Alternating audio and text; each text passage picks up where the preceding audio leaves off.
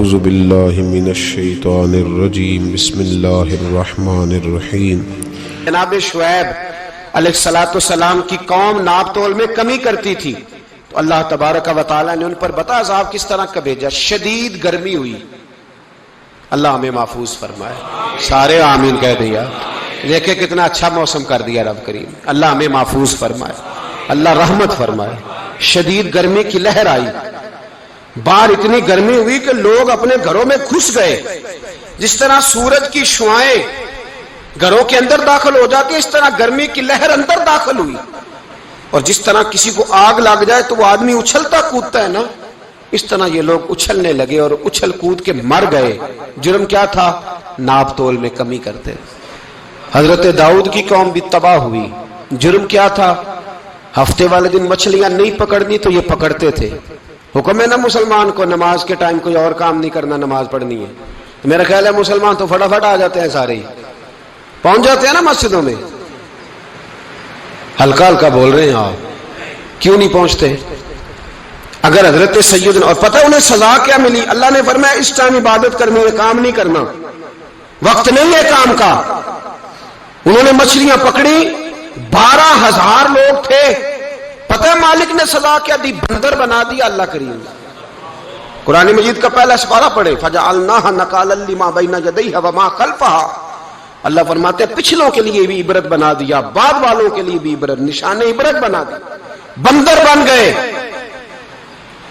اور جو ان کے دوست جو بچ گئے تھے ان کے پیر چومتے تھے، روتے تھے۔ 3 دن بندر بن کے زندہ رہے، پھر اللہ نے سب کو اجتماعی موت دے دی۔ تو اگر مسلمان سے اللہ کہے کہ نماز کے ٹائم کاروبار نہیں، جمعے کے ٹائم کاروبار، تو مسلمان کہتا ہے نہیں مجھے مہلت ملی ہوئی ہے۔ یہ تو اس وقت پتہ چلتا ہے نا جب بچے ڈیوٹی لگاتے، ہاں ہاں ہاں عذاب آتا ہے، اس وقت پتہ چلتا ہے۔ میں نے دیکھا یہ منظر، اس وقت پتہ چلتا ہے جب بچے کسی ملازم 6,000 کی ڈیوٹی لگاتے، کہتے ہیں ابے کا دھیان رکھنا، ہم دکان پہ بیٹھنے لگے۔ پھر اسے سمجھ آتی ہے اگر میں نماز کے ٹائم مسجد میں ہوتا تو آج میری اولاد میری خدمت میں ہوتی۔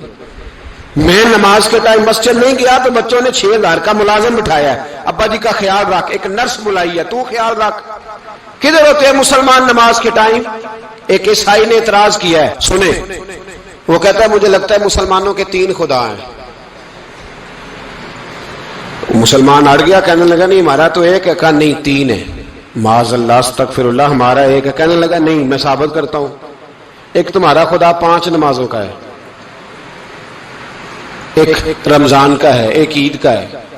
لگتا ہے معاذ اللہ عید والا زیادہ تگڑا ہے، تم زیادہ آتے ہو۔ رمضان والا لگتا ہے اس سے کچھ کمزور ہے، تم تھوڑے آتے ہو۔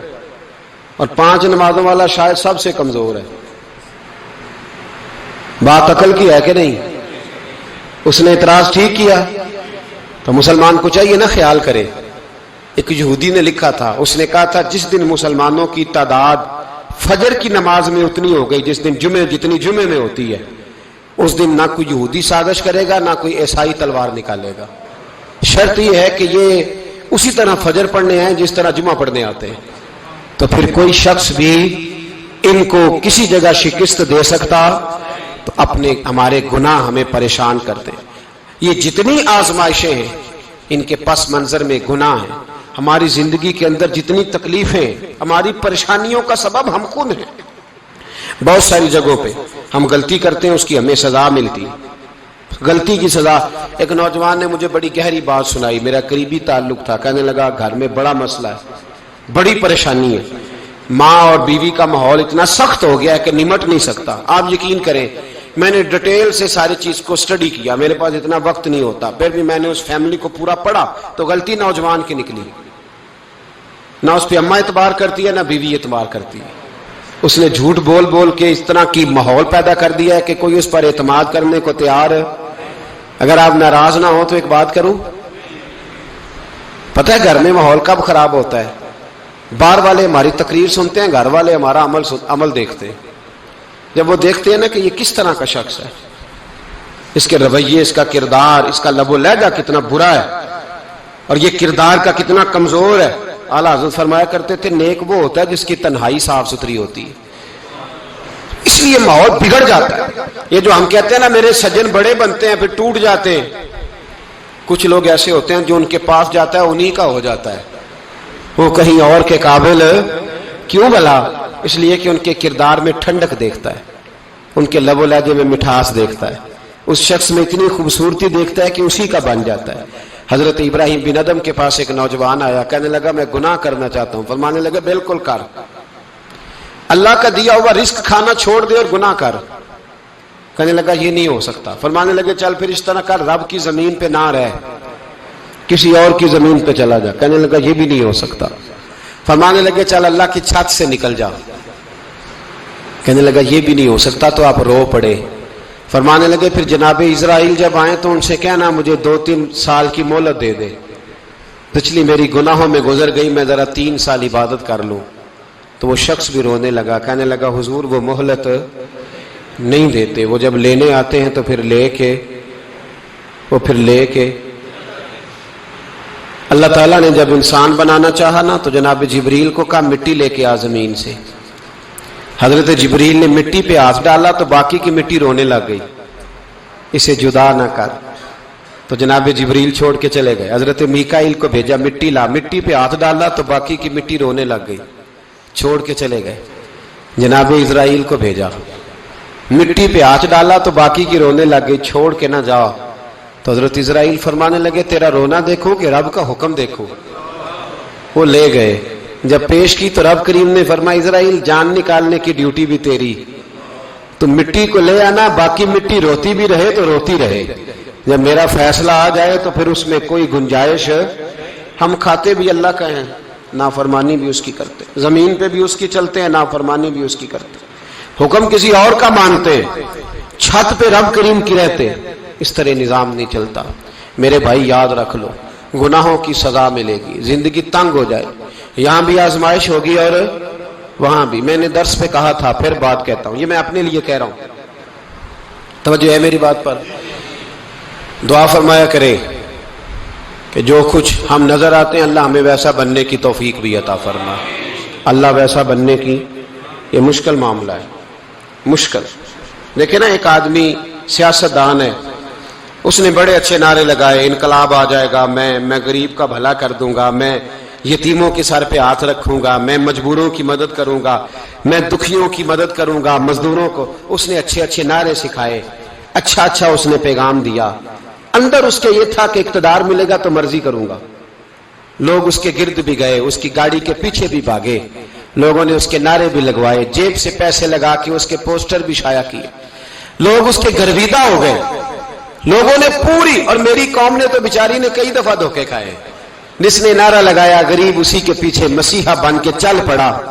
آج دھوکہ دے لیا، لوگوں کو پیچھے لگا لیا. یہ بتاؤ اگر راز کھل جائے، اگر راز کھل جائے کہ یہ دھوکہ دے رہا ہے، یہ فریب کر رہا ہے، تو لوگ اس کا کیا حال کریں گے؟ یہ راز قیامت میں کھل جائے گا.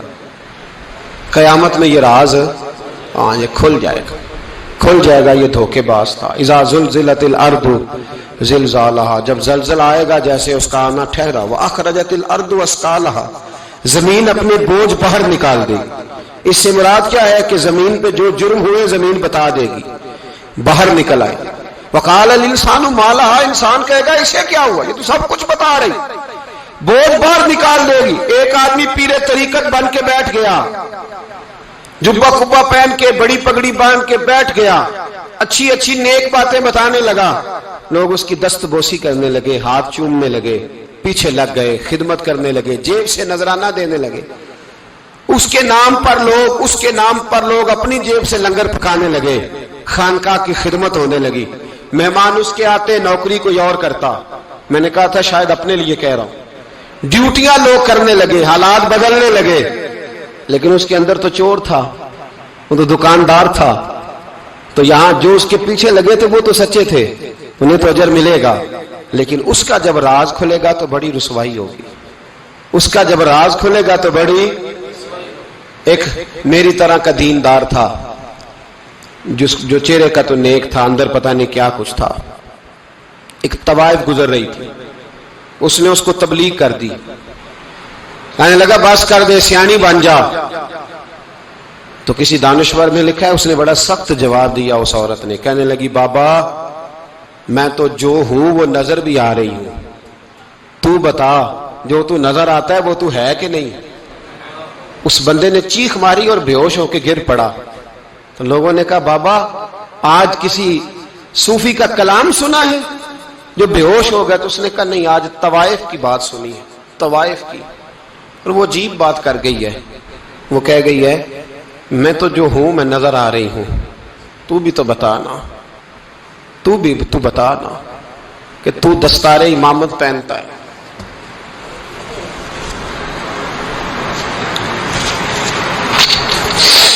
تو بتا تو جو کہلاتا ہے تو وہ ہے کہ نہیں؟ یہ وقال الانسان ما لہا، یہ راز قیامت میں کھلے گا۔ ہم جو کچھ بتا رہے ہیں نا اپنی زبانوں سے، ہمیں اپنے گناہوں کا احساس ہونا چاہیے۔ ایسا نہ ہو کہ جب سزا ملے تو پھر اس طرح کی ملے کہ دوبارہ کسی کو کوئی منہ دکھانے کے قابل نہ رہے۔ میرے بھائی یاد رکھیں اور سمجھیں، گناہ انسان کی زندگی کو تنگ کرتے ہیں۔ میرے نبی پاک علیہ الصلوۃ والسلام نے فرمایا جب تو جھوٹ بولتا ہے تو تیرے فرشتے کرامن کاتبین سائیڈ پہ ہو کے کھڑے ہو جاتے ہیں۔